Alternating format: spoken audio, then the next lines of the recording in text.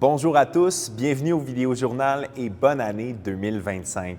Certains ont choisi de commencer l'année avec une baignade dans le fleuve mercredi avant midi. Selon l'organisateur, le but est d'étendre une tradition qui se passe partout dans le monde depuis longtemps, c'est-à-dire qu'on commence la nouvelle année en sautant à l'eau dans le froid pour se donner l'énergie pour l'année qui commence.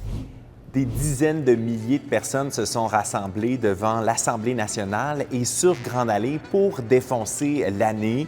L'organisation dresse un bilan positif du festival Toboggan et croit avoir attiré un achalandage record lors des 3 soirs de festivités de cette 5e édition.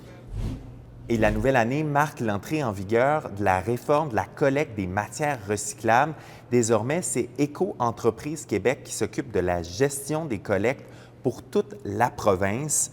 La réforme élargit la variété des matières acceptées. Tous les contenants, emballages et imprimés doivent y être déposés, même s'ils ne sont pas recyclables en ce moment, comme les sacs de croustilles ou encore les pots de yogourt, par exemple.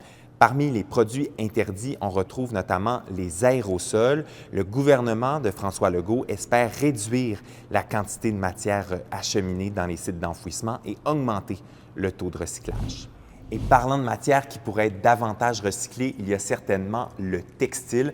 Pour vous donner une idée, il y a seulement 15 % des vêtements qui ont été revalorisés en 2021 au pays.